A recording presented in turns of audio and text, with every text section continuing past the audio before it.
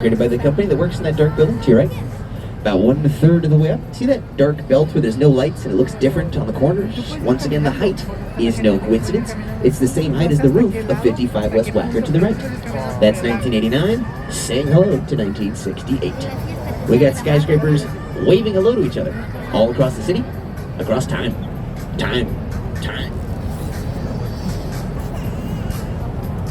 Next, we're going to look straight ahead, a little bit to the right.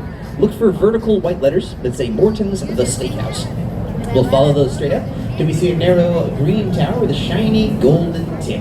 That golden tip building is one of my favorite pictures on the tour. It's the Carbide and Carbon Building, 1929. Designed by the Byrne brothers, the sons of Daniel Byrne. 1929 was right in the middle of Prohibition, a period of American history where it was against the law to produce or distribute alcohol. Prohibition was not very popular here in Chicago.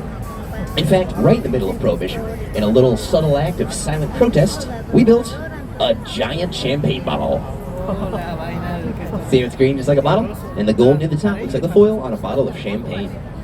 That is real gold up there. It's very thin, even thinner than saran wrap. Now, one consequence. Oh, hello, more cousins. One consequence of the Great Chicago Fire is we got a clean slate to redesign our city grid. When we did that, we spaced out our downtown. So a lot of our downtown skyscrapers have more room to breathe than in other cities. A rare exception to that rule is this cluster of 4 buildings straight ahead on the right. See how those 4 buildings are all squeezed in together side by side? It's pretty rare in downtown Chicago to have skyscrapers that close together. The 2 on the left are the London House. It was ranked the 2nd best rooftop bar in the country. See all those multicolored lights up there on the rooftop bar? To the right of that skinny stone rocket ship is the Mather Tower. 1928, Mather Tower is the skinniest skyscraper in downtown Chicago. Top floor is just 9 feet across. See the white cap at the very top, where it's a different color? That whole cap was replaced in the early 2000s. They built the replacement off-site, floated it down the river on a barge, and then flew that whole white cap up there via helicopter. You may notice we're getting close to where the tour began. We're going to go past that, out to the mouth of the river. We'll see Lake Michigan, see Navy Pier, take our big photo break, and then come back to where we started. We started off with that white clock tower straight ahead, then now turn the lights on the Wrigley building. We talked about how it's an office building that's made to look like a cathedral. Well, the same is true for the building just to the right of that. You might see those white letters down low that say Chicago Tribune straight ahead on the Tribune Tower, 1925. In this case, it was the offices of a newspaper, Chicago Tribune, but it's modeled after the ruined cathedral in France, a style called French Gothic Revival. Most famous example of Gothic architecture would be the Cathedral Notre Dame. Similar design here, but on a building for a newspaper. They have an actual piece from Notre Dame at the Tribune Tower, because they have a collection of rare materials from famous landmarks, including the Great Wall of China, the Pyramids of Giza, and Notre Dame. Near the top of the Tribune Tower, where there's orange lights, you'll see skinny stone towers connected by arches. Those are purely decorative. Nothing in those stone towers. They're called flying buttresses, a feature of Gothic architecture.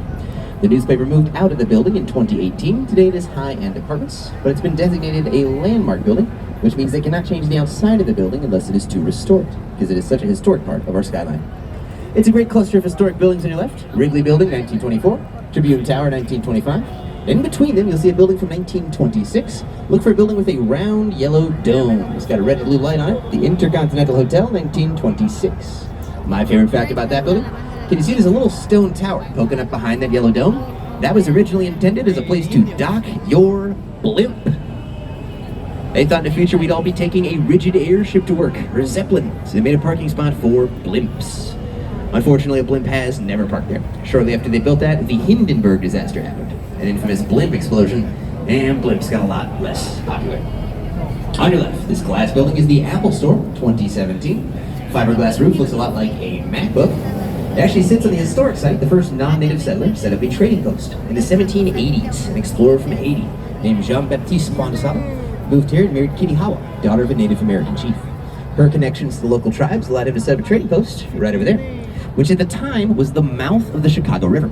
In fact, the street that we just went on is called Michigan Avenue because it's roughly the original edge of Lake Michigan. All this land you see in front of you is man-made. It sits on landfill.